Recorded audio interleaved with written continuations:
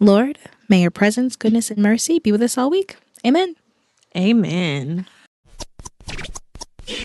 Ladies and gentlemen, are you ready? Girl, don't even get me started.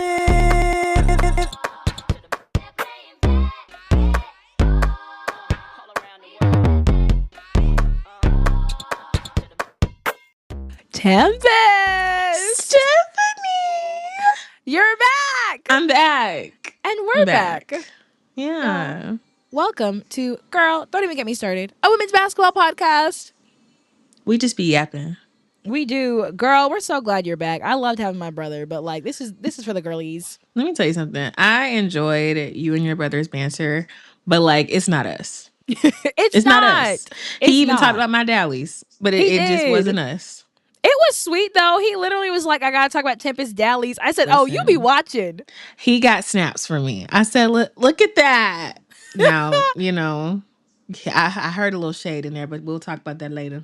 Okay. When we're not recording. But how are you? Much better. Okay. Good. Listen, as an educator, it just gets rough out here. Yup. Okay.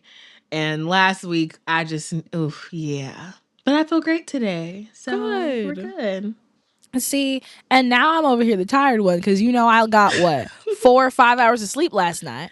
I know. Let me tell you, I was checking your location, and at some point you were in like Calhoun, and I was like, why is she not home yet? Is she teaching kids tomorrow? Or maybe she took a mental health day. Okay, I'm not gonna judge. And then this morning I woke up and I was like, let me see if she made it home, and you were at home. I did. Yeah. So y'all, I like last minute.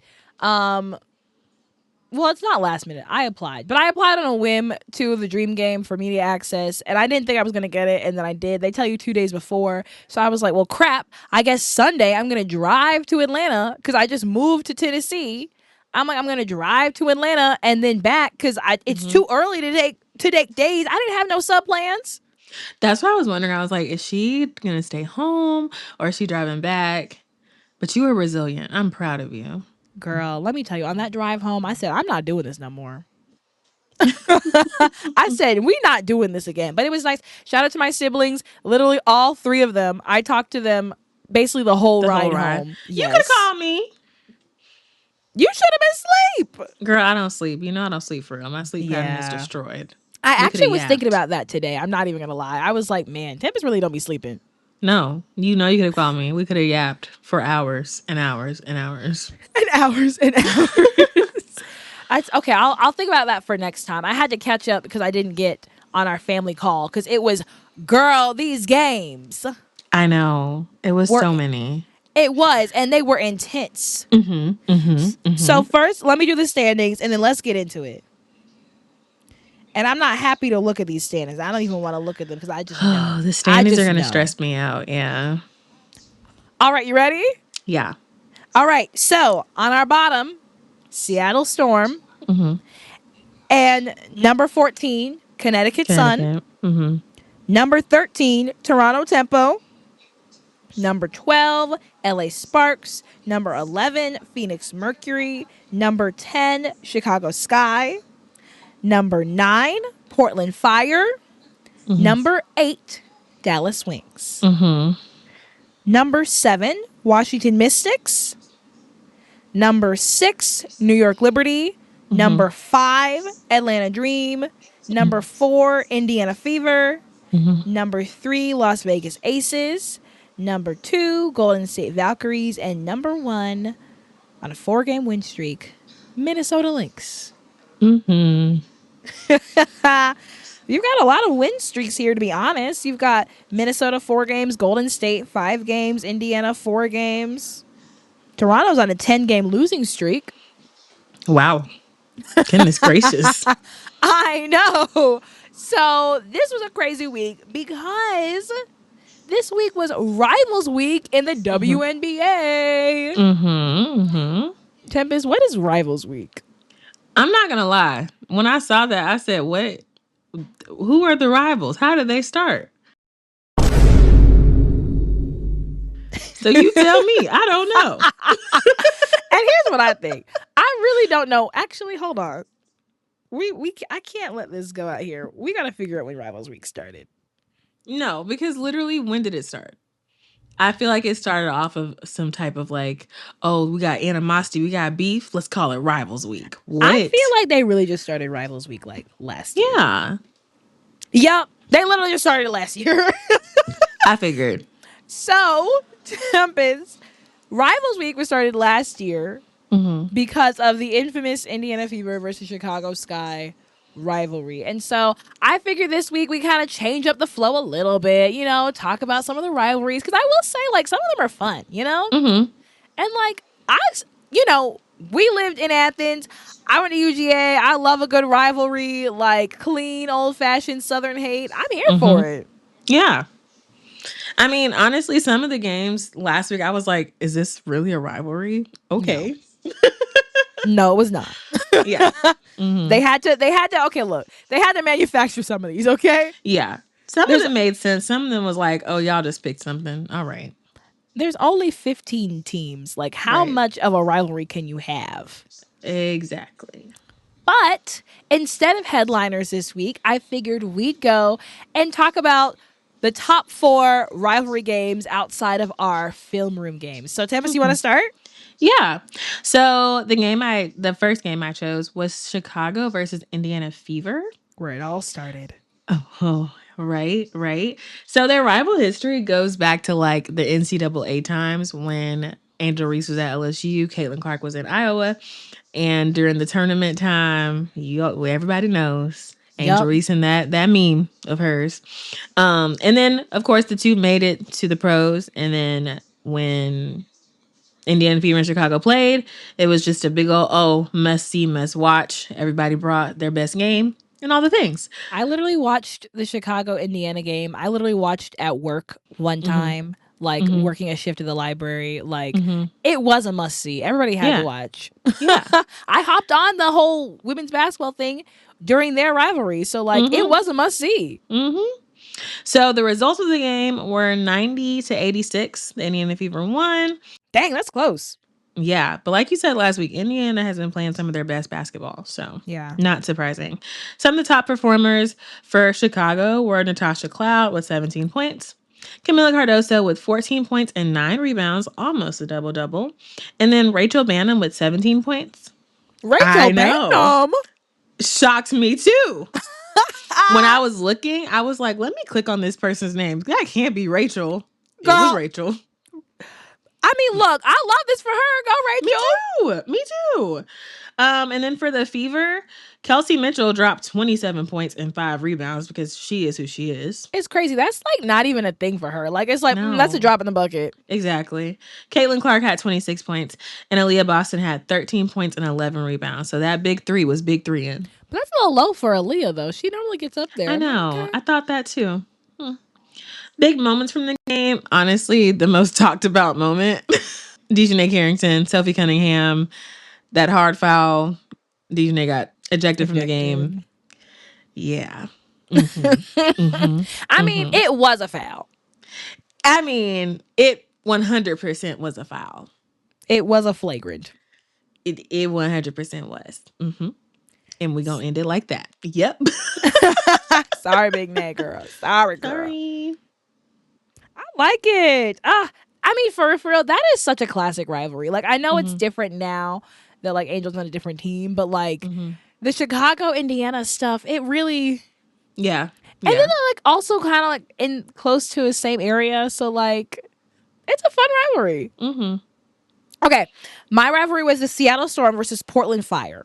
Oh, that was a good game. That was close. Yes. And here's the thing. I was not familiar with Portland's history because I was unaware that they were originally an expansion team in 2000. Oh, I didn't know that either. Okay. Yes. They came in at the same time as the Seattle Storm. Gotcha. Okay. And so, like, their rivalry kind of started as being the, like, two regional basketball teams. You know, they're both in the Pacific Northwest. And, like, there's not much over there. So, like, you've just got these two women's basketball teams. And so now that the Portland Fire is back, that rivalry can continue. And it surely has. Because every time they've played this season, the Portland has won, but it's been within 5 points both times.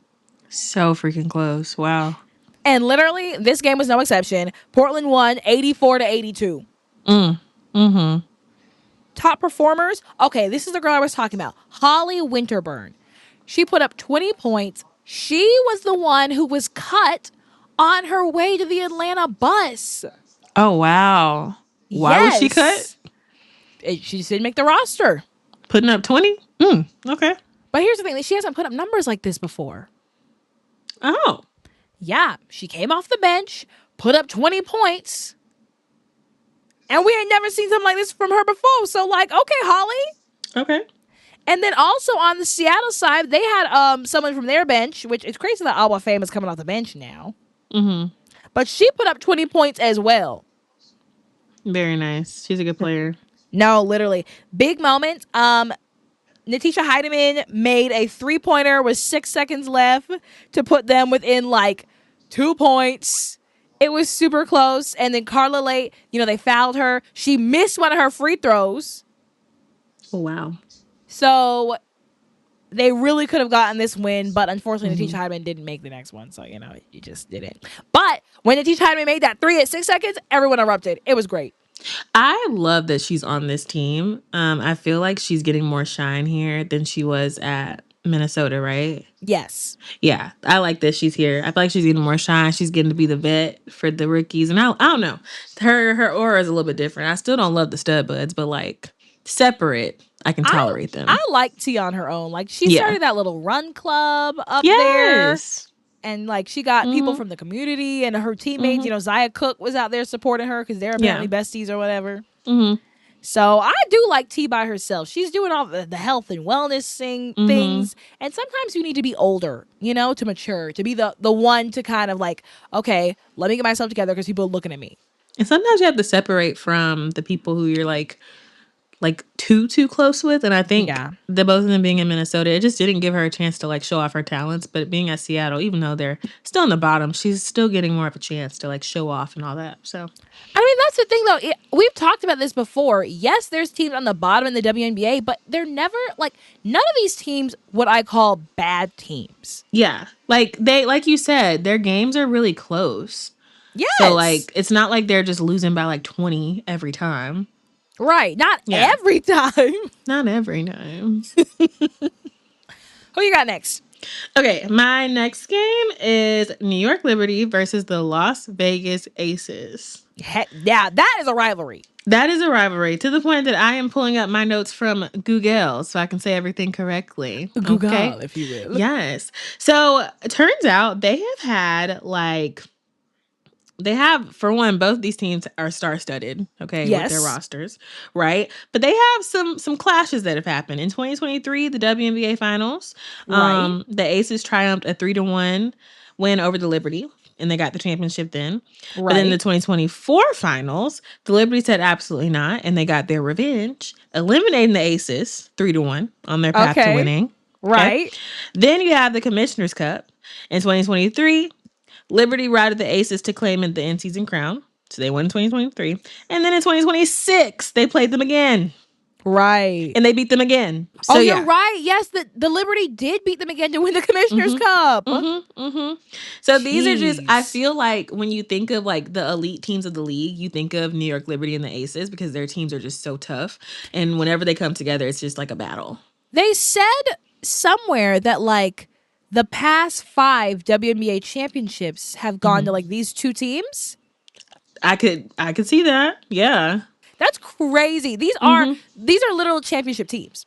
They are. So them going head to head is always going to be a blockbuster movie. Oh, absolutely. Now, this particular game was not a blockbuster movie. Okay. Oh. This was the game where Chelsea Gray, Jackie, and Asia were sitting out. Oh. They were not playing. But honestly, I don't blame them. These girls, whoever made the schedule, Kathy, we have to do better. These girls were playing back to back to back. They need a little rest. Yeah. So the result of this game was 71-111. New York took the W. Top performers, For New York were Jacquel Jones with 15 points and 8 rebounds. Brianna Stewart had 14 points. Rebecca Allen had 13 points and 8 rebounds. And Eva Page, Maureen Johannes, had 27 points. You're so funny. Her and her little one leg. She Child. be doing it, Marie. Yeah. Gabby Williams, her fiance, likes to like To try reenact and do it. it I too. love it. It's cute. I love it. And then you know who's always there to see it? Paige. Because she go, at All Stars, I think Gabby did it during the game, and then Paige like reenacted. Yes, yes, because Paige is friends with everybody. She is. People say that that's Paige's parents. No, Paige's parent. Oh, Paige is a child of divorce. Paige is a child of divorce, but they say those are also her parents, Maureen and Gabby. Okay, I can see it. She can have step parents. She gets it. There you go. Okay. For the Aces, Tanaya Latson got 20 points this game. I love me some Tanaya Latson. But also, I just have to really quickly say, I'm not talking about Paige Becker's real parents. We're talking about her Dallas parents, Dejanay Carrington and Alyssa Smith. Yes. I had to state that for those who are listening, just in case they think I'm talking about her real parents. Oh. Because No, I'm not talking about them. Whatever their situation is, that is none of my business. No, her Dallas parents, Dejanay and Alyssa. Yes. Just had to state it for the record. Anyway, There we go. Tanaya Latson got 20 points. See, this is what happens when you are ready, when your number is called. There you go. There you go. I was so proud of her, too. She was cooking. And you did this against New York. That's amazing. She has finally been loosed from the chains of the LA Sparks, and she is walking in freedom. Mai Yamamoto, she got 16 points. And then Justine Pissot got 11 points. Those were like their highest scores. She said, I'm gonna stand up, take my people with me. They're going with her. They all with her. I love it. So yeah, good game. I mean, New York, they went ham, but they were also missing the big three from the Aces. But shout out, I'm going to say big moment. Shout out to these girlies stepping up. Yes. Okay. Shout out to the girlies for stepping up. Heck yes, absolutely. That's a really big stage to have to be on and big shoes to have to try to fill. And again, this rivalry game, I mean, yes, I understand wanting to take a rest, but taking a rest in a game like this, leaving it to your rookies is pretty diabolical. Yeah. And I'm just shout out to the girlies for stepping up, especially Tanaya Latson, because she has been done dirty. Yes. Okay? Gosh. Yes. Proud of her. I am so proud of her, again, because she's had a really rough go about it when it's come to the league. She was drafted, second or third round, which was already disrespectful. She didn't get any playing time in LA. She got waived so rudely mid-season, picked up in Vegas, didn't get any playing time. And so now she finally, when her number got called, she showed out. She said, no, this is what has been in me the whole time. Just waiting for a chance. I love it too. I'm so proud of her. That Drake song's in my head right now. I'm so proud of you. I know. It went because it jumped in my head too. Okay, yes. Okay, and then finally, my last rivalry is the Golden State Valkyries versus LA Sparks. And here's the fun part about Rivals Week. You really do be learning stuff. Okay, what'd you learn? So, one, these are both teams that are in California, so there's a regional thing there. But the LA Sparks beat Golden State in their very first game ever at Bahala. Oh, okay. So, their debut was destroyed by the LA Sparks. So that's some real beef right there. No, for real. And I'm like, oh, that's a rivalry right there. Because beating us at home like that, disrespectful. On their debut, they're just now starting as a team, and then all of a sudden they getting beat at home. Dang. Okay. No, literally. But here's the gag. Golden State hasn't lost to them since. And you know what? I love that. They said, you beat us once, you won't do it again. No, You'll never get the chance to beat us again. Period. Okay? And they said, and you never will. Because the results of this game were 84-78 Golden State. Now, that is close, though. That is pretty close, yeah. And it was a good game. top performers for LA, you have Neko Gumike. She put up 16 points. On the Golden State side, you have Cecilia Zandalasini. I love her name. It's so cool. I know, right? Is she Italian? Has to be with that name. She is Italian. I knew she was. That is an Italian behind name. Anyways, so she had 15 points, big moments after LA was down by as much as 19 points. At the 1 minute mark in the fourth quarter, Erica Wheeler drained a 3-pointer to put them within 1 point. Whoa. They outscored Golden State 31-20 in this quarter. Wow. Okay. Yep. After being down by That's as a much comeback. as 19, for real. That's awesome. But unfortunately, they didn't win. Golden State said no. That's so cute, but no. No, literally. And here's the thing. Gabby Williams is never going to let that happen. She fits so well at that team too. But you know what? I have a theory. She's that player that will fit at any team. I mean, she's just a top talent, you know? Yeah. It's part of that is that UConn training. But like, she really is just very strong, very solid, and she can play good basketball regardless of where she's at. Yes. That's what I'm saying. Yeah. Yep. So I love it. Go, Gabby. Yeah, Gabby. Shall we get into our next segment? I guess so. Because we saved the two biggest rivalries of the week. Both of them for our film room segments. Not both of them, child. Both of them, okay? Who's gonna cry first? You or me? Stop, okay? Yes, ma'am. Tempest, what games are we talking about? We are talking about Dallas versus Indiana Fever and the Atlanta Dream versus Indiana Fever. Okay, tell us where these ones come from, these rivalries. So Dallas and Indiana stem from Caitlin Clark versus Paige Beckers, obviously. Everyone wants to see them go head to head every time they play. Yeah. There's always the comparisons happening, points per game, who's cooking right now, all the things. And so I feel like that's their biggest rivalry because it's just those are the two stars. Everybody wants to see them. I love thinking about Paige Beckers and Caitlin Clark because, they grew up playing against each other. Yeah. They grew up like they were playing in similar leagues. They were in the same recruiting class. Paige Beckers was the number 1 recruit. Caitlin was the number 4. They both are number 1 draft picks. Yeah. They played each other so many different times. Caitlin, Iowa beat UConn to go to the national championship in college. Hurt my feelings to this day. That was a good game. Do you remember the inbound that Caitlin Clark Off of Paige? Hit off of Paige Yes. to get the ball back late in the game? Still can't forgive her for that. People talked about how Paige just looked so hurt. Or how Betrayed. Paige was about to cook and they called blew the whistle for the screen or something. Yes, on Aaliyah Edwards, the moving screen on Aaliyah The Edwards. moving screen. Yep. Oh, so Still mad about that too. Their history is insane.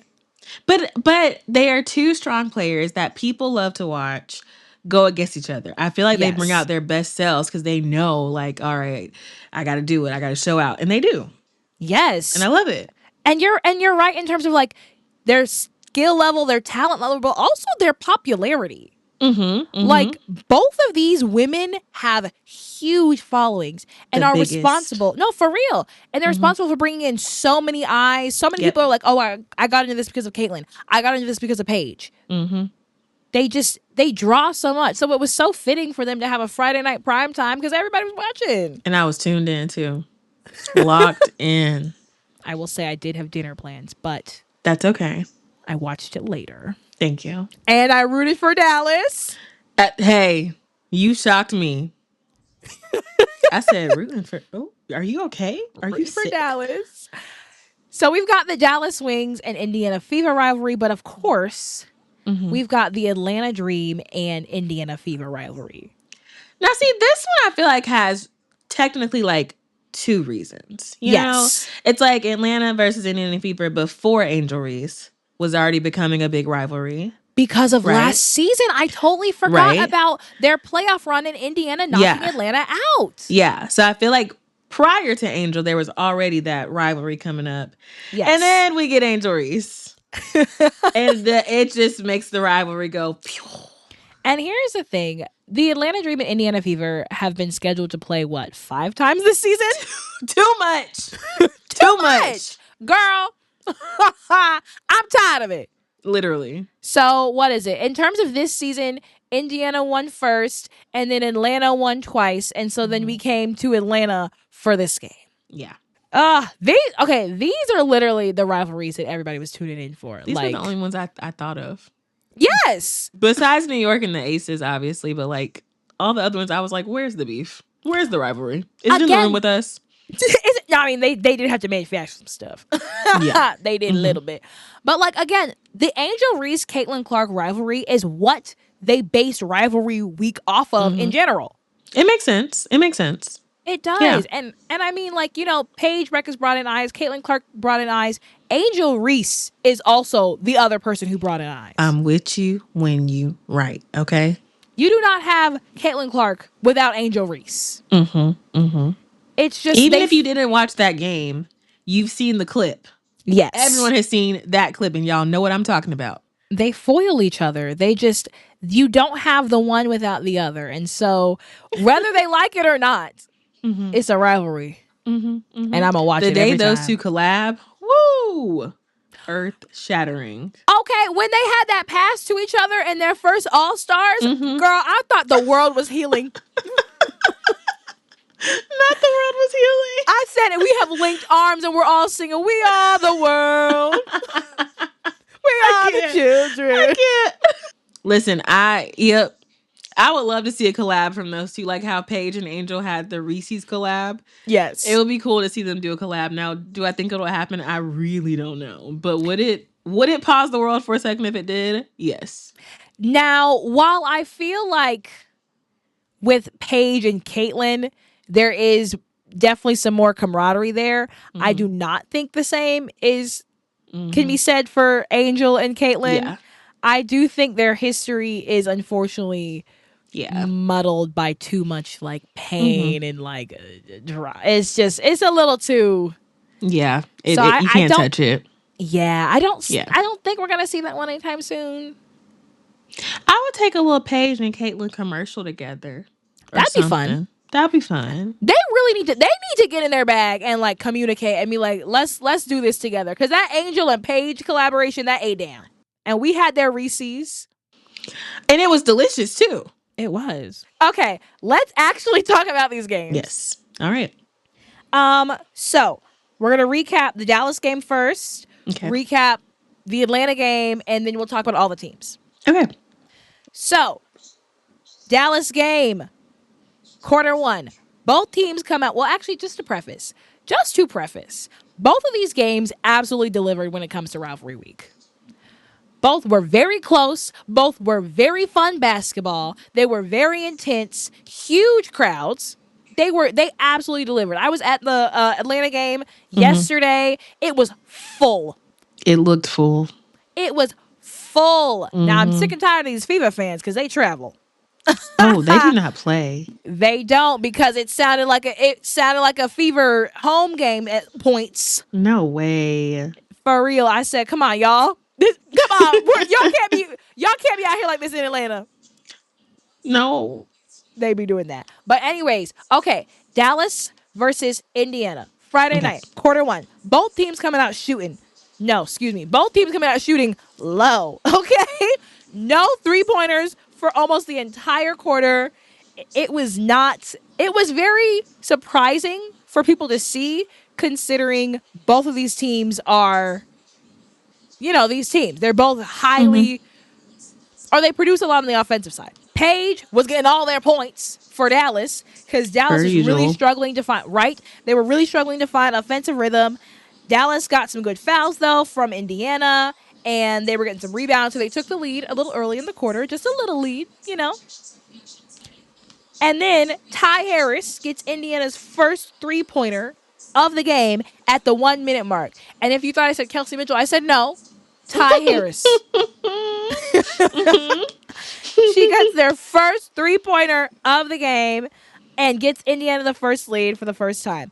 Dallas, unfortunately, wasn't patient enough at the end of the quarter. They kind of fumbled that last shot, so they didn't get anything off.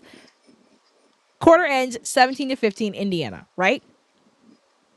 Quarter two, Indiana gets a good few offensive plays to get them going, like they take the lead early, and then Odyssey Sims hits Dallas' first three-pointer at the 7-minute and 30 seconds mark. So then, now the floodgates have opened. They start shooting back and forth, three-pointer, Sophie Cunningham, Awat Kawir, like everybody's shooting threes, right? Dallas is putting on some good defensive pressure on Indiana. They get some good blocks and good stops there. However, they were struggling to finish a little bit. So, like, the middle of the quarter, no one was really scoring. They went like a large period of time without scoring, but then Dallas finally ties it up at the 3-minute mark. They take the lead after 1 minute and 30 seconds. The Fever had a successful challenge. They came back and scored, but then Dallas was like, no, we're taking this lead. It was super close, though, and the Fever tied it up at 45 seconds. Paige gets the last shot off with 1 second left. They end the quarter 37-35 Dallas. This third quarter,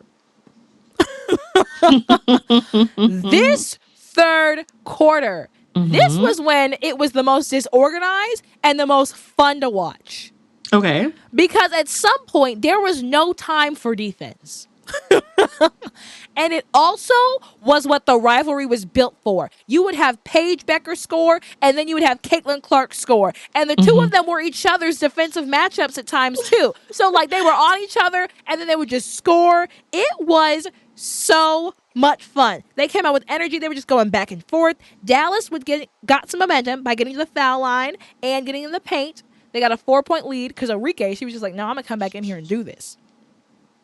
But the Fever responded. Caitlin Clark got a quick steal, and then she gets to the foul line to tie it back up. And Enrique picked up her fourth foul. I'm thinking, oh no, the momentum's going to the momentum's going to shift the other way. It's going to be Indiana, right? No. This is when it just got so fast, I couldn't keep up. Caitlin, Paige was shooting threes. Kelsey Mitchell was shooting threes. Everybody was going left and right. Indiana gets a 5-point lead, and Dallas calls a timeout. Out of the timeout, it's literally just the Paige and Caitlin show. They're going back and forth. Dallas takes a lead at 3 minutes, and they extend that lead to 4 points at 2 minutes. Highlight reels everywhere. Kelsey Mitchell again driving to the paint. Caitlin Clark shooting logo threes. Paige Becker's in her little mid-range and also with her little handles. Like, there was no defense. Everybody was on their feet. The stadium was loud. My heart rate was up. Enrique came back in at the 1 minute and 30 second mark. It even ended fast paced because Sophie Cunningham tried to steal the ball from Paige, and now they're both like running, half throwing themselves on the floor to try and save the ball. It was so insane. Quarter for the ages. It ends 66-63 Dallas. Now, after such a beautiful, fun third quarter, I know. the fourth quarter was unfortunately not the same. It was not. The Fever come out the break, go on a 10-2 run, take a 5-point lead. Out of the timeout, Dallas is getting really frustrated. They're getting a lot of fouls called on them. The Fever are getting to the line. I will say this was a very closely called game. Yeah. There were fouls left and right. And again, Dallas was just getting really frustrated. And then, when you're frustrated like that, you make more mistakes. Ty Harris, again, all of a sudden, a ace 3-point shooter. Because where did that come from? For real. She got 2 more 3-point shots, or she got 2 more 3-pointers, and Dallas just couldn't recover. So the game ended 98-87. I will say, as a rivalry check, Paige Beckers and Caitlin Clark both ended the game with 29 points. I know. Both ended with 29 points. Both ended with 12 other stats. Like, as in when you combine all their rebounds, assists, and steals, they both equal 12. Wow. Paige had 6 rebounds, 6 assists, and 2 steals. Caitlin had 3 rebounds, 10 assists, and 1 steal. So, ended up 14. 14 extra things. It was crazy. So Yes, Indiana Fever won. When it comes to the rivalry, I believe Dallas won one, Indiana won one. Paige and Caitlin were tied. So Beautiful. call it a draw. Masterclass. Call it a draw. Call it a draw. Should we talk about Atlanta's game or should we just like talk about Dallas? Let's do like Dallas and then Atlanta's game. Okay. Yeah. So, do you want to go first talking about Dallas? Let me tell you. This was like a tragic love story, you know? It starts off, it's just beautiful. Yes. I'm loving it. I'm living my best life because you know I love good basketball. I Yeah. love that back and forth. Everyone was contributing, you know? And then the fourth quarter happened. And I said, where did my team go? Are they still in the locker room? Are they drinking Gatorade on the bench? Are we okay? And I felt so bad because you could tell like they were coming in so freaking hard, but then you could see that defeat starting to show in their face a little bit. Mm-hmm. It's like we can't get back from this. Poor Paige, you know, at one point in the last few games, Paige was hitting 8 points in a minute or 10, however many seconds, and it just wasn't happening this time. So, and here's the thing. I think I'm going to disagree with you when you were saying everybody was contributing. Because I was being nice. I don't know if you ever watched Avatar: The Last Airbender. There's an episode called Zuko Alone. Mm-hmm. That's how it was for this game. I wrote Paige and Enrique alone. Okay.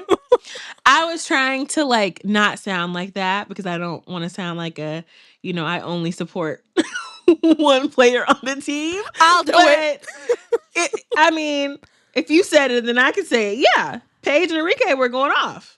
It's hard because Dallas was without two of their star players, right, in AZ Fudd and Jess Shepard. Right. But it was insane looking at the skill and effort deficit between Paige and Enrique and the rest of the team. And I think the coach made a comment about that. Something along the lines of like, Paige can't do it all. And he's so right. Trying. Yeah. But he's so right. She really can't do it all.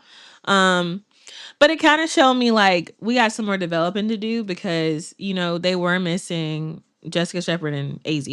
Yes. But like who's filling that gap? Yes. We got to have the gap filled, which takes me back to when that one game that I was talking about, and I was like, those girls played almost 37 minutes. We got to do better with that because now that's a result of it. Yes. You're not playing these other players. Now when these two girls can't play, who we putting in there? And we literally talked about this. We literally said it. And you're right. They're injured, maybe in part due to such heavy minutes. And now you see, you haven't been training your other players. You haven't been developing them. You had Alicia Clark, who brought in good veteran presence. Yes. And, she's always going to give it 110% because she's just been playing so long. Right.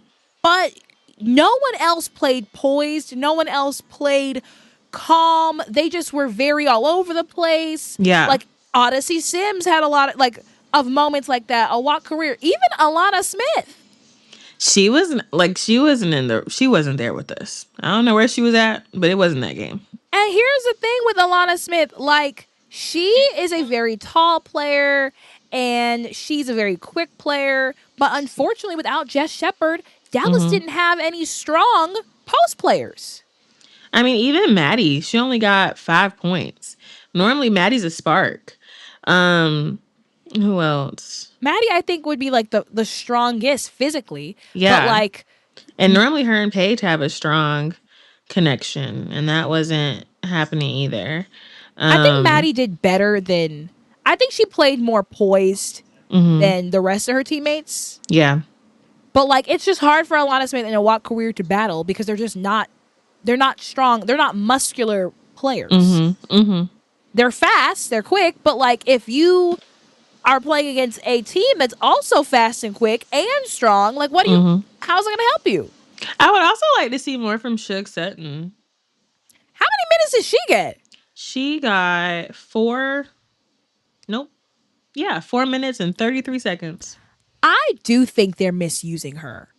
I definitely think they're misusing her, and I want to understand why. Maybe there's a method to the madness, but like I would love to see more time with her. Also, Lee Yuru only got 4 minutes as well, and last year she was our saving grace. Yes.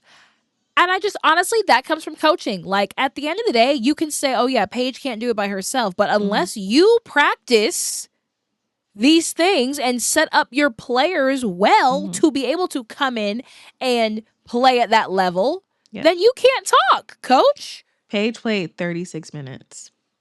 I mean, they couldn't take That's her out. exhausting. She was getting all the points. In the third quarter, she got 13 of their points. Yeah, that's exhausting. I don't know. No, and then also, like, not even just on the point side. Like, the hustle, it was Arike running after every ball. It was Paige running after every ball. It was them playing the tough defense. And I'm sure Arike would have had more points if she hadn't gotten into foul trouble. She had those 4 fouls early. But no one was hustling like those two women. We've just become too dependent on like Jessica Shepard, AZ Fudd, which great players, don't get me wrong, but you cannot only depend on those players. It doesn't work that way. No. You just and it's showing, because when you depend on only them, now you got to put some more people in the field and they're not ready for it. No. And that's one thing, like, we're not talking about the Fever yet, but the Indiana Fever had their growing time because they had to play without Caitlin last season. Yeah. And so Dallas has never really been without Paige. Not for like too long. I mean, she's taken like rest games, but not like Caitlin did last season. No. Right. Not extended time where they have to find their identity without her. And I'm not saying I don't want Paige to be there. Of course I want Paige to be there. I loved watching her play. Especially because I'm never really rooting for Dallas. So it was nice actually rooting for Dallas. Right. But they have to figure out what everyone else's strengths are as well, and figure out a way to have them contributing without Paige on the court or without Arike. Like, everyone just seems so helpless without them. It wasn't nice to see from. Those were not my Dallies. No, from your other players. But hey, I mean, like I said, shout out to Arike and Paige. Arike finished with 20 points. I mean, yeah.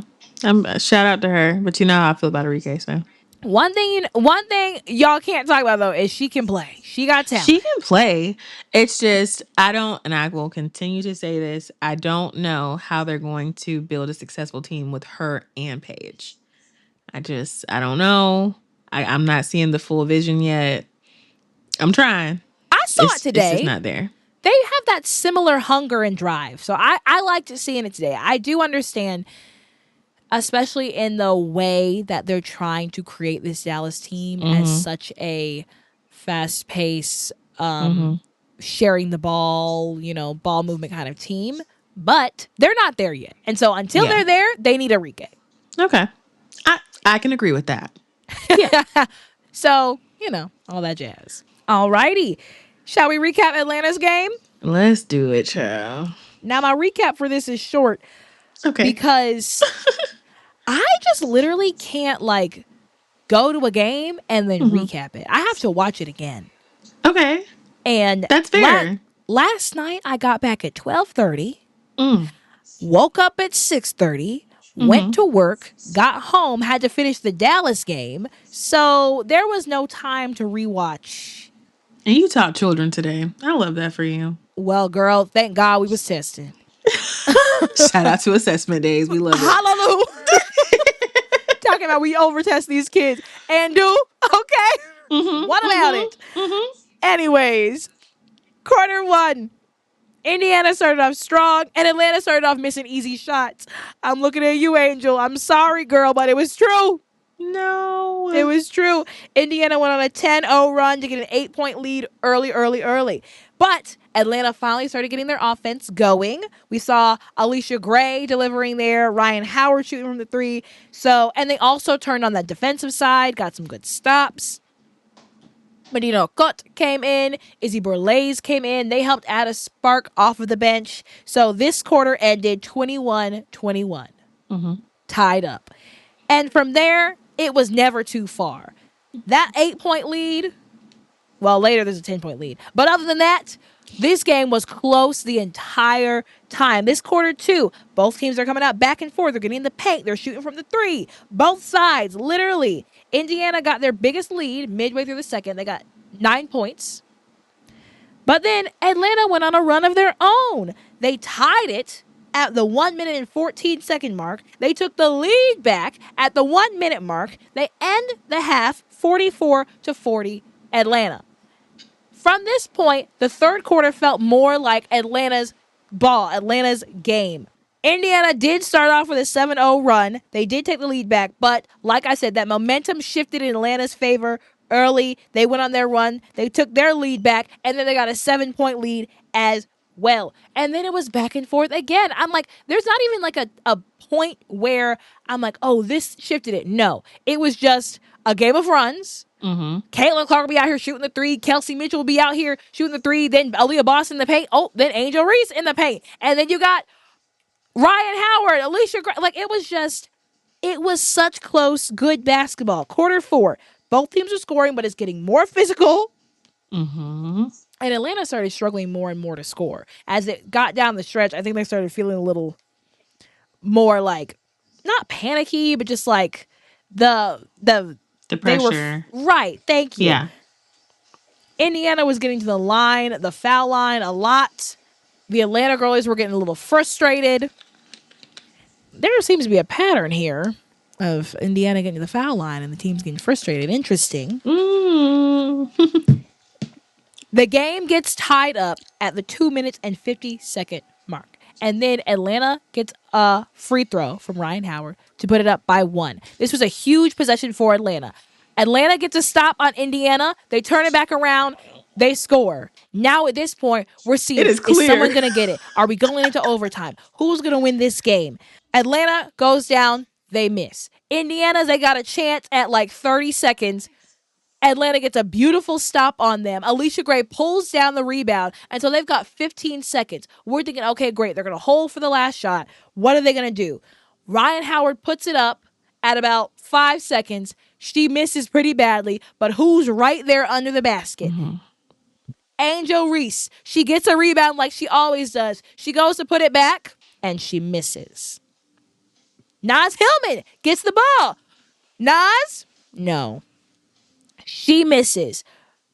The game clock expires. We're going to overtime. And unfortunately, they just didn't have it in overtime. Atlanta's, they struck first, but they just lost track of Michaela Timpson.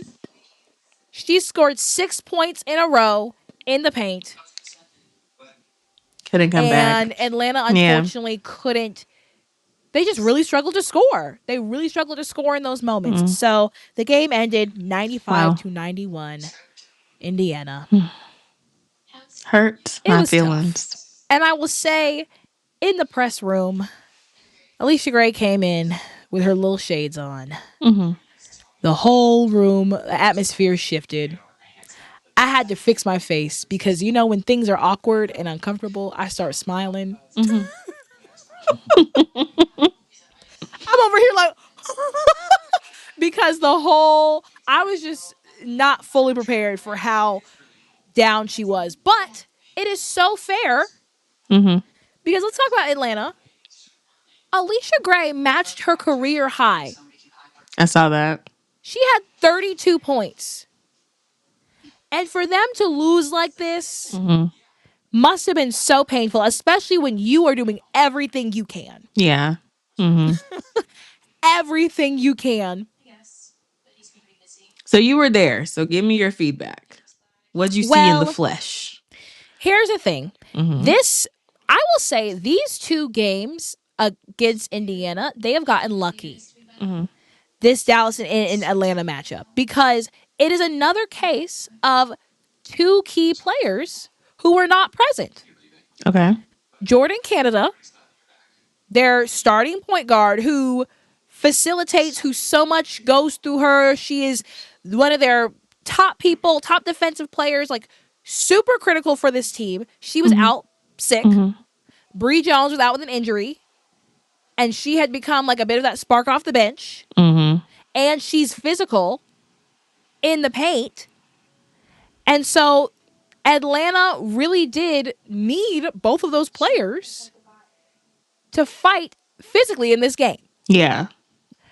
Angel, unfortunately, was not having her best shooting night. Mm-hmm. She was missing some very easy shots. That she typically would just put it up in there. She would. And I will even say Alicia Gray spoke to it. Mm-hmm. Because I got to ask her at the end when Angel Reese missed that shot, they went to her and held her hands.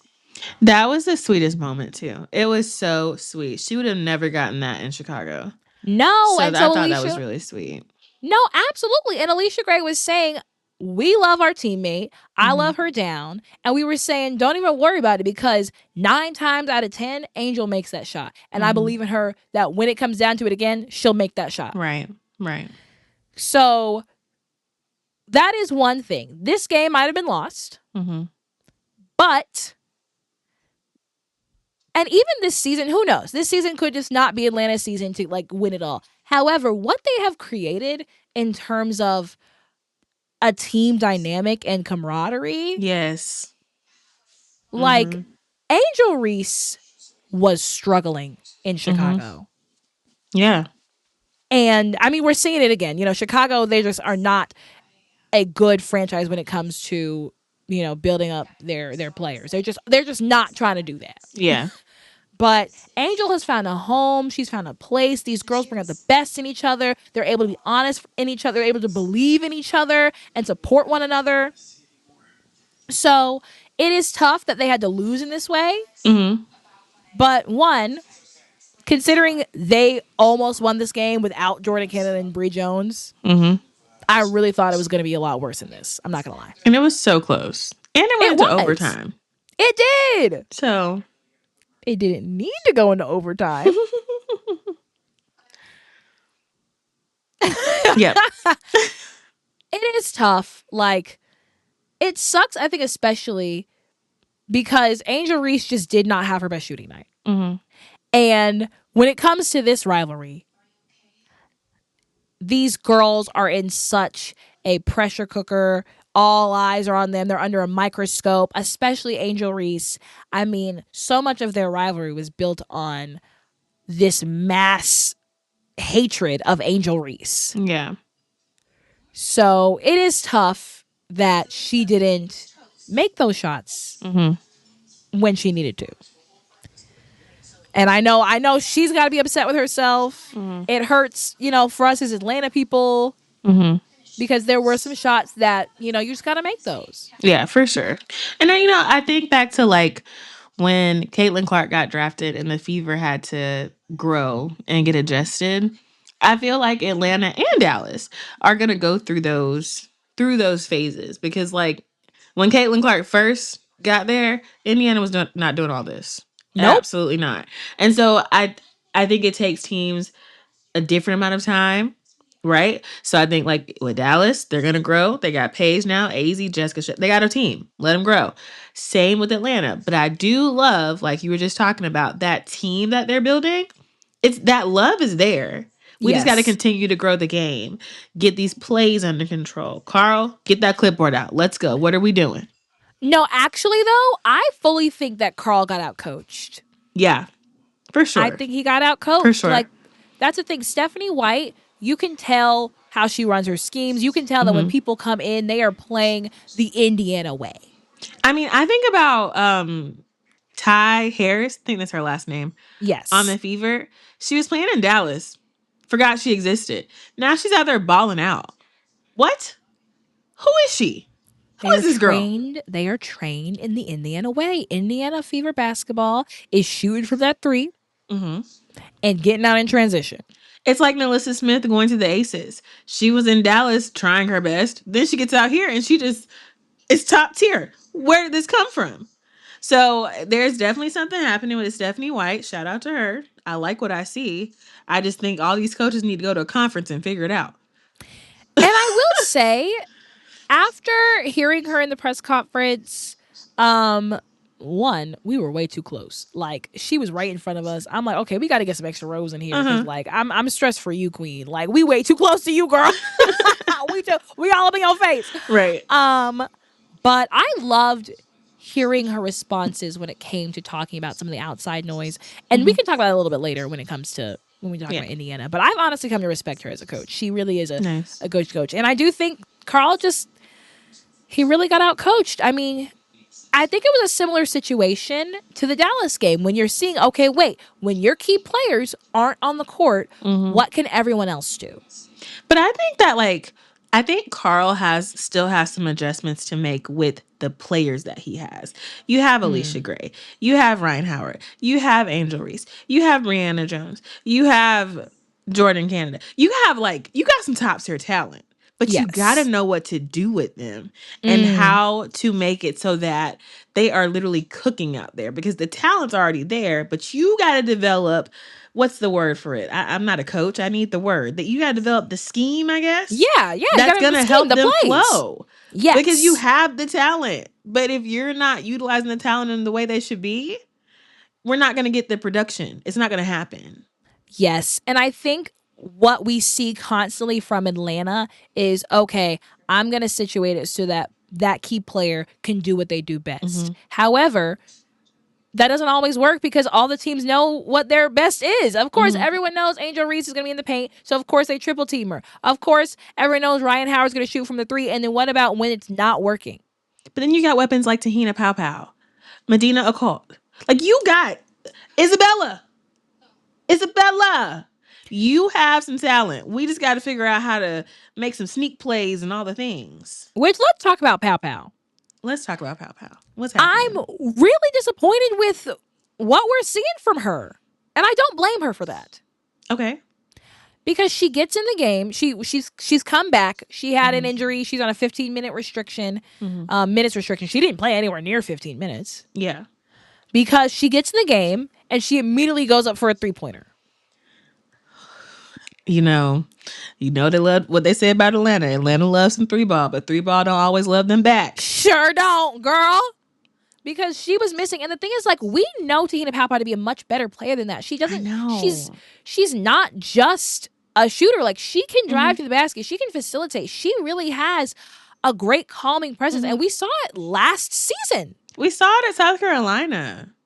We've seen it melt. Like, we have seen it recently. Like, even with this dream team, she did a much better job coming off the bench last season. And we saw so much growth in her. And I don't like the way that he's been using her this season. Why do you think that is? What do you think is the contributing factor there? I'm not sure, to be honest. I do think that Carl has a lot of faith in his starters, which you should. You know, of course, you got to believe in your players. However, you've got to build your bench. You can't have your starters be successful if you're only buying time by having people on the court. Yeah. And you just can't overwork these players. They get tired. Yes. They get tired. And if that hand is not hot, then we got to have somebody ready to jump in there and see if their hand is hot. I couldn't be no basketball coach. They would hate me. Because the minute that hand is cold, hey, come here, sit down, get you some water. Get out there. Go do something. Girl, coaching elementary is hard too because you have to let them even be in, even if they're not that great. That's so unfortunate. That's why I could not be a coach. Nope. You're building a program. Something. You're building something. But yeah, it's tough. I mean, like, you can just tell from how some of them plays that they just haven't gotten time. Like Jalen Sherrod, she's still green. And you can tell because she's bounced around from team to team. No one has ever really given her the time and space to develop. I also don't think she's a point guard. Oof. Okay. Like, you can tell she gets really nervous holding onto the ball too long and she just doesn't know when to let go or how to, like, she gets really nervous in those areas. And I'm like, okay, is there a play? What were we following? What do we do when the play falls apart? Is there a backup plan? I mean, the players have said that Carl is a very analytical person. He likes to rehearse things over and over and over again. But I'm kind of like, okay, wait, do we build in flexibility in that then? Right. Because you have to plan, but you also have to plan for the plan to fall apart. So I'm just like, are we accounting for when the play falls apart? What are That we part. doing? I don't think we are. I don't think we are. Mm-mm. I don't think there's a Because backup plan to the backup plan. right, and you've gotta have a backup to the backup. And we ain't got it. Mm-mm. No, but I again, great effort in terms of grit for Atlanta, but we've got to learn how to control the emotion a little bit. Yeah. I agree with that. I think of course you're passionate. This is your craft. This is your livelihood. Of course you care about this, but in order for you to win down the stretch, you have to stay more composed. Got to stay focused on the prize. Yeah, and I do think Jordan Canada would have helped bring some of that calming if she was playing. But rest up, Queen. I hope you feel better. You know, I have to always have my weekly Jordan Canada mention. We love you, JC. Weekly. Every time. You know, she viewed my story when I posted it for her birthday. Yes. And I want y'all to know, Stephanie called me in a panic. We don't even know if she saw it. It could have just been her people. She saw it. We don't know this. Anyways, she saw it. But y'all, go check out my friend's article, Makai Cousins' article with the AJC on Jordan Canada. Great biopic. It's not a biopic. Great interview with her. Kaya's a great journalist and JC's a great player. So definitely go check out that article, y'all. All right, let's just talk about Indiana briefly. Oh, they're cooking. That's all I can say. They're cooking, and I'm sick of seeing it, okay? Yes. And here's the thing that I think did it. KK Tempestt in the starting line. And let me tell you something. I forgot this girl existed, okay? Because when I think of Indiana Fever, I think of the big three. Yes. I unfortunately think of Sophie Cunningham. Have to, right? She's just always in the mix somehow. And Lexi she be Hull. shooting the three sometimes. Sometimes. Lexi Hull, because I really like her. And then they throw out this girl, Tempestt, and I'm like, who? And I'm so proud of KK Tempestt. Tell me why. Because her story is not completely like Tanaya Latson's, but both of them went to FSU. Both of them were the top scorers in the nation in their year. KK Tempestt was drafted last year. She didn't have the best breakout year in terms of her rookie season, but she took time to get better. She trained. Stephanie White was talking about that, how she has worked on her craft and her game, and she has earned that starting spot. And she is showing us why. She put up 20 points against Atlanta. She is a very solid player as well, and she just had to work on a few things because we knew it back at FSU. Yeah. So I'm really proud of her for working her way into the starting line. I've always really liked her. I think she's a solid player. She doesn't really buy too much into all the nonsense. She just plays her game. And she's a quiet weapon. You don't hear much about her. I like players like that. Little quiet bomb threats. Absolutely. And that she is. So yeah. I think she's a huge difference maker for this Fever team. Like, of course you said you have the big three, but with an inconsistent bench and also with Aaliyah Boston getting double teamed. Yeah. Aaliyah Boston's double teamed, Caitlin Clark's double teamed. Who's open? KK Tempestt, who is almost a guaranteed bucket on the inside. And if she's not going to get it, you can best believe she's going to go for that rebound. I love that. She's really good. I'm looking at her stats. She is. I was going to ask Stephanie White about her, but someone beat me to it. Hot dog. How dare they? I know. I was going to be like, Stephanie, this is Stephanie. Nice to meet you. Nice to meet you.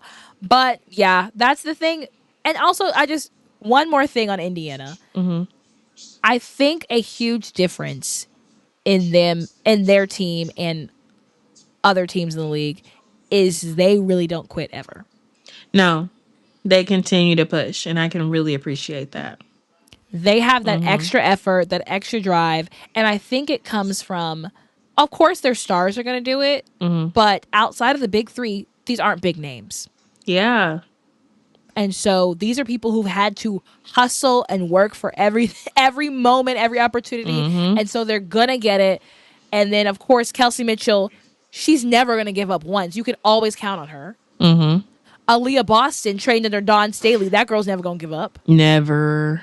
And Caitlin Clark, whether you like her or not, she lives and breathes basketball. I also feel like they get a little bit of like a fuel in their fire when they start bouncing back.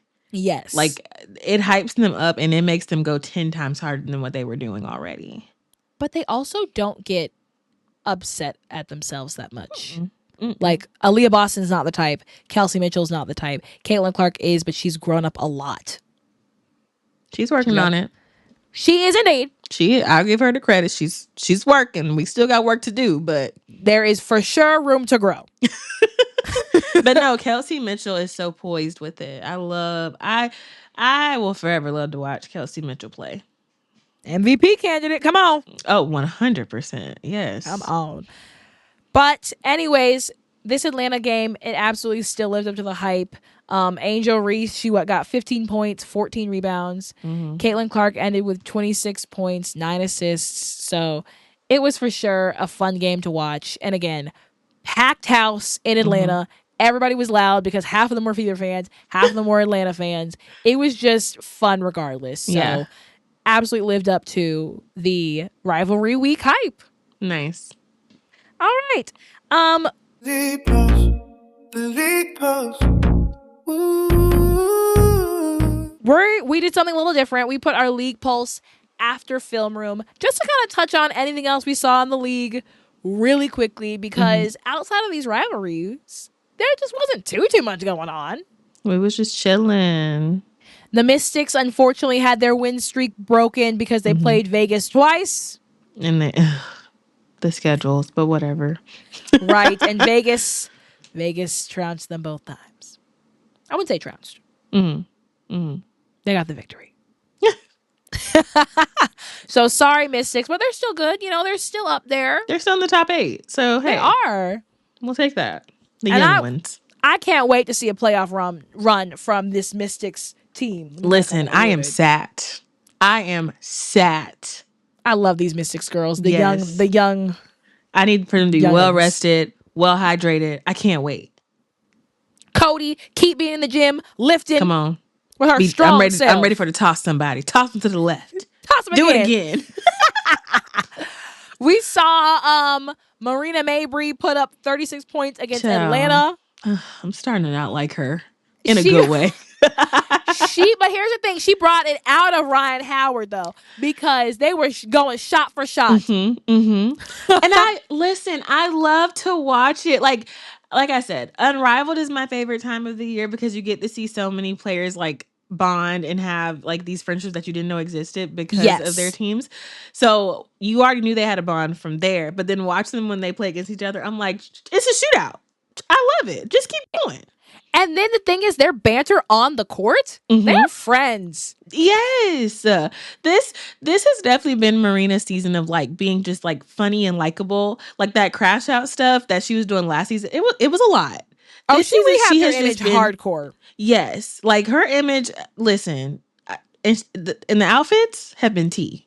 Okay? It was the bun. She had to release it. It was the bun. 1, 2, 3, release it. She had to release it. Yeah.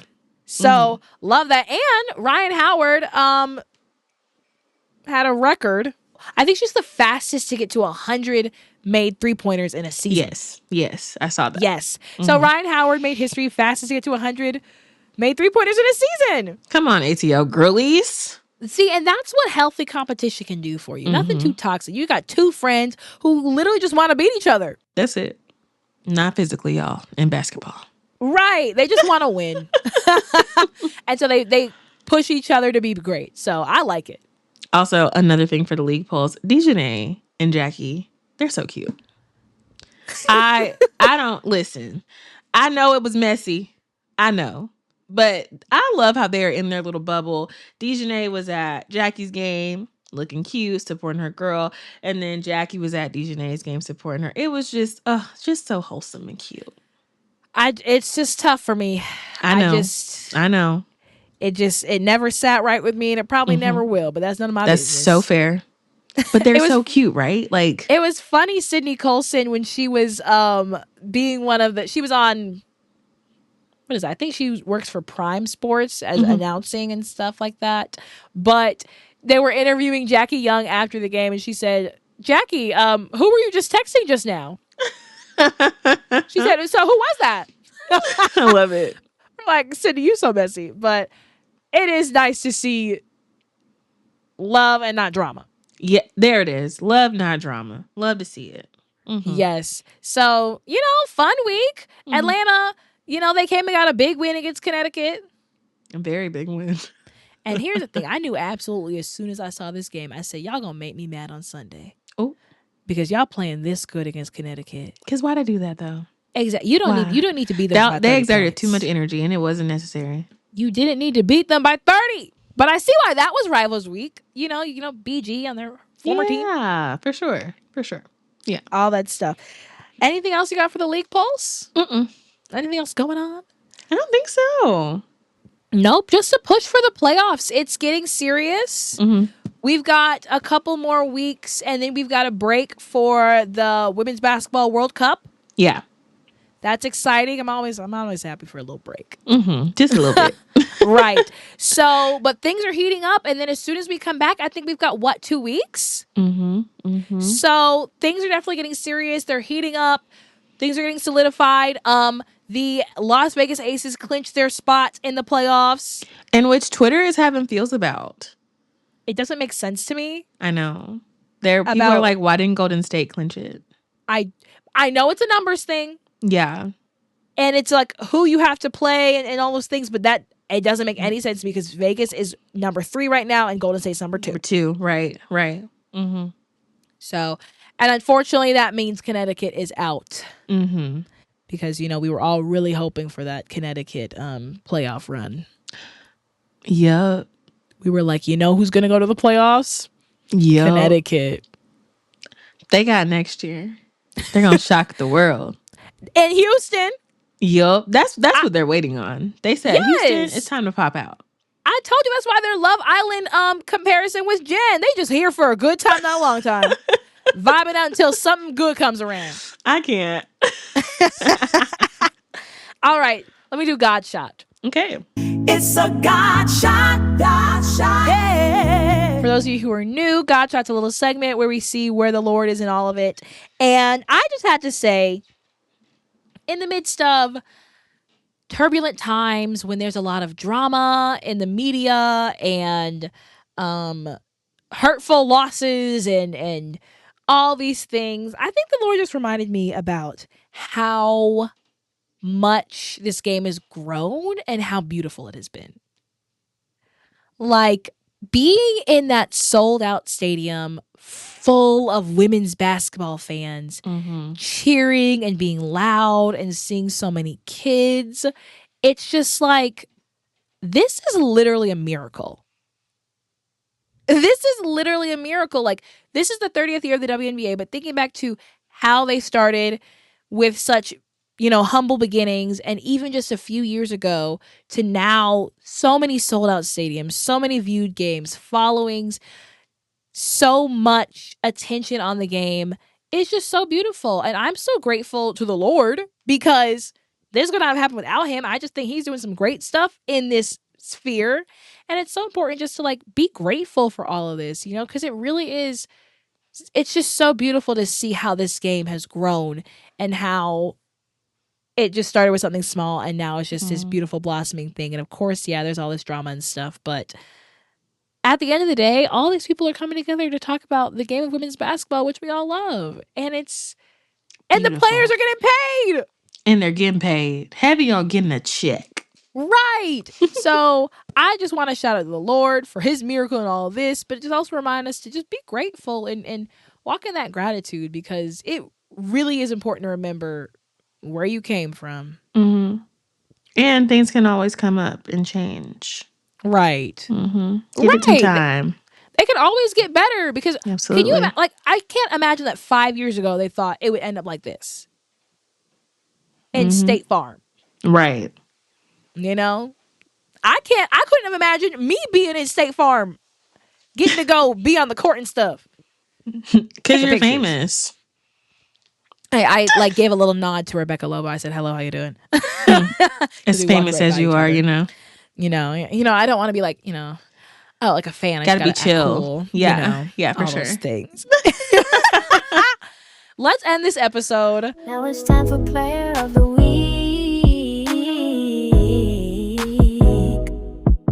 Okay. Who's your Player of the Week, Tempest? Kelsey Mitchell. Okay, yes. I just feel like she is a phenomenal player.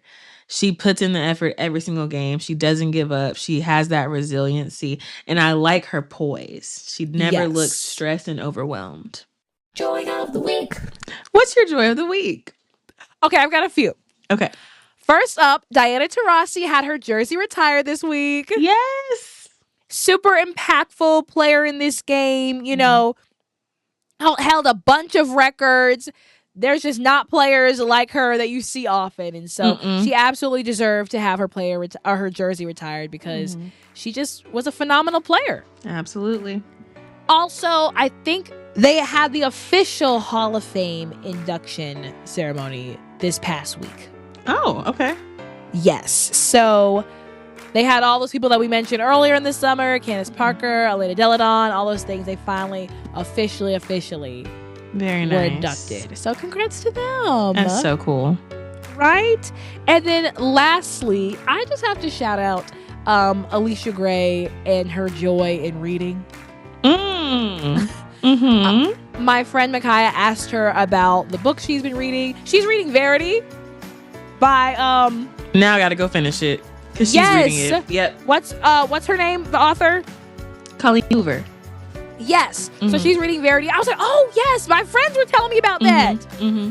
So she's an avid book reader. She was mentioning all these books she's reading. So I just have to shout out one, girl, yes, bring the books, bring the reading, let the kids be excited to read again because people don't read too much no more. No, they don't.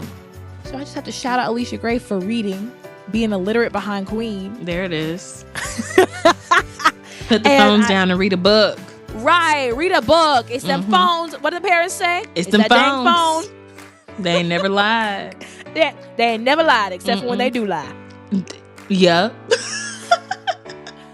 Who are your finals teams predictions? Okay, my finals team predictions. I'm gonna go a little crazy. You ready? I'm gonna say Minnesota and the Indiana Fever. I knew you were gonna say something like that. And you looked at me crazy when I said the Fever. Here's the thing. I wasn't convinced at the time. Okay? And I you know how I feel about that team. Okay? Yes. But after watching these last few games, those girls are absolutely cooking. They have found their rhythm. And I honestly would low-key like to see that battle between the Fever and Minnesota. And I would like to see Olivia Miles versus Caitlin Clark. Why not? Ooh, new rivalry? New rivalry. Give me some I can't hot. say that word. You know? Rivalry. Yep. Rivalry. Yes. Girl, I hear you. And even look, Stephanie White was even saying this team really has matured. So they've really found their rhythm. I'm going to say something different. Okay. Because I don't want to see that. I don't like either of those teams. So I would like to say Golden State versus the Aces. I knew you were going to say that. Well, yeah, the Aces are good. I just have a feeling that Golden State is going to get put out of the... I don't know. I do. Like, I think they're going to go far, but not to the finals. Like, I don't know. It's going to be a plot twist that we just weren't expecting to happen. And I think it's going to be against them. So, yeah. They're still a young team, and, they haven't had playoff experience, so. Yeah. Well, I really, think that's what it is. They're still a young team. They're still developing. Would it be cool for them to get there? Absolutely. But I don't see it happening. I'm a little psychic too, so. And you know what? Maybe we need to do Golden State next week. It's seeming like it's coming around the bend. A little deep dive. Maybe, Okay. But this has been a great rivalry week. Yep. That word.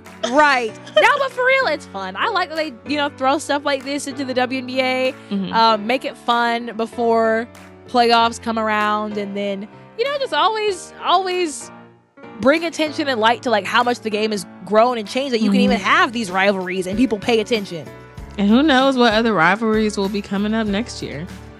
It's as more of these college players come in, we just get more and more excited. Like every time I see Medina Caught and Lauren Betts, I'm like, oh my gosh, that's a throwback to when they were in college. Or like seeing Reagan Beers versus Medina, I'm like, oh, that's a SEC matchup. We've seen that. Yep. So like, imagine when Hannah Hidalgo gets in the league and we see her play against Olivia for the first time. I can't.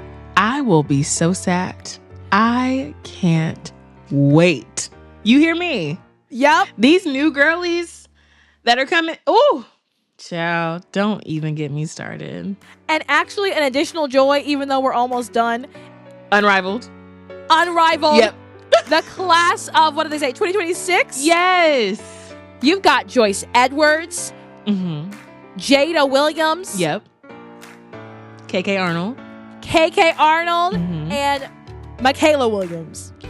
And these girls were having a ball this weekend. They were on a yacht. TikToks. They were making TikToks. It's on a yacht. Yeah. Not a yacht. I love it. Yes. And you know what I have to say? I think this group of The Future is Unrivaled, they are like the fun group. Not to say last year's group wasn't. I think last year's group was like really serious. This group is that fun group because KK Arnold brings the vibes wherever she goes. Yes. And it seemed like Hannah Hidalgo is the fun girl too. And it was just nice to just see them in a different element. It made me excited for college basketball to come back. Oh, absolutely. The friendship between Hannah and Maddie, like they're really Didn't good expect friends that. now. Right. Like Joyce Edwards getting along with everybody. I like seeing her getting along with the LSU girls because it's like, this really isn't that serious. It's really not. It's all love. It should be. Right. So, the future is unrivaled. The future is so unrivaled. I love it. Okay. So, you guys, we can't wait to talk about more women's basketball next week. We can't wait to keep talking about it next year and for as long as we can because it's getting fun. And it's only getting started. This is just the beginning. Because what? Girl, don't even get me started. I'm Stephanie. I'm Tempestt. We'll see y'all next week. Bye. Bye.